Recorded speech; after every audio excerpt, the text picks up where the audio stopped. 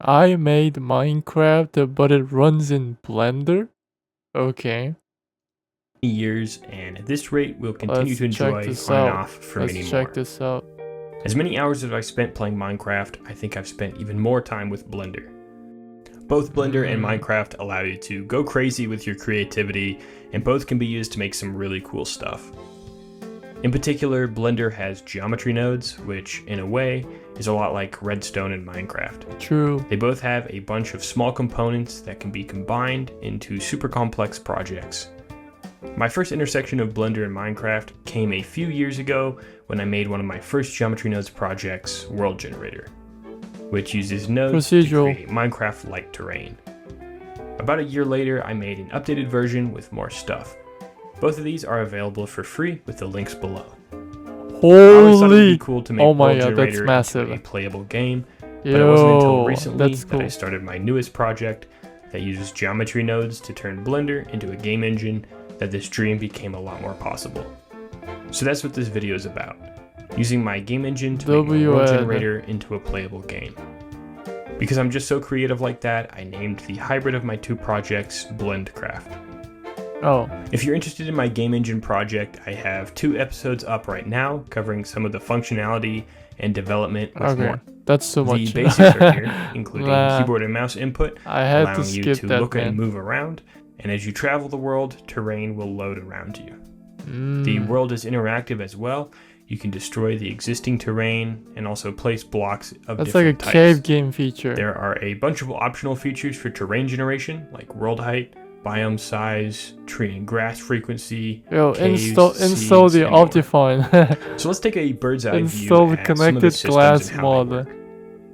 I won't cover the game engine features like player movement, collision, or gravity, since I've already covered that in my game engine series. Links to those videos are in the description. And note that the keyboard and mouse input that Blendcraft uses hasn't been covered yet, but will be in a future episode.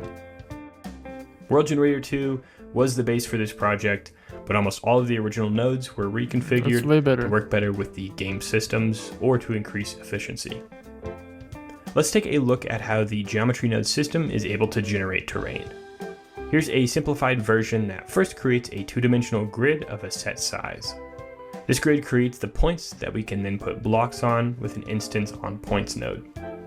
To give the grid some height, we can adjust it and move those duplicated points up on the z-axis only.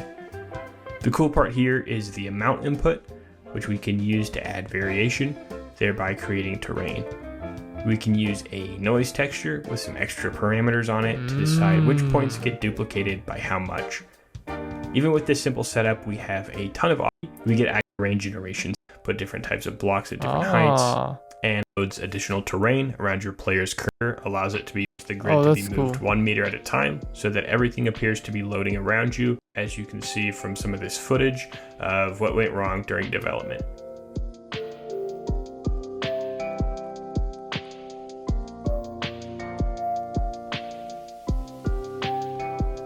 One of the most important features that just can't be missing is being able to place and delete blocks. So for this to happen, the system needs to know which blocks you want to delete or the position you want. I ended up and follows the rotation so that as you look around, it's hovering the shape of a block at a time. Using a raycast, it can determine a hit and output as a selection. The selection can be plugged into an instance on points node along with the grid, and uses an extra switch that only allows a block to be placed if the user input is true. that just detects Setting the material of this instance allows for different block because you have the outline and putting this whole to place. I'm gonna replace it to the Minecraft was an invisible block or something. Geometry node efficiency, and that is Minecraft because a lot. It also uses quite amazing geometry nodes is that you don't have direct access to problems. Like I said, there are still occlusion calling, and then it does up a lot. And you hear that matter for the vast majority of blocks because the player can only collide with a set for the block width, because most of the blocks in the world aren't visible at any given time because they're hidden behind other blocks. Of being this does frame to play for a little bit before it crashes. Image could be added challenges that get in your way. Okay, that was a good video. That was a good video. Now make Blender in Minecraft. That's insane. Isn't Axiom just that? Yeah, Axiom is just that. Yeah, Axiom mod. If you know the mod called Axiom, you know what? Actually, I was about to use that mod, but ended up not downloading it. But I think I have to use that mod because if you use that mod, then you can just like build everything. You don't need any like resource packs or something. You just like download the mod and just like build everything because you can squeeze the blocks or just resize the blocks and everything. That just changes the whole game. But this was a good video though.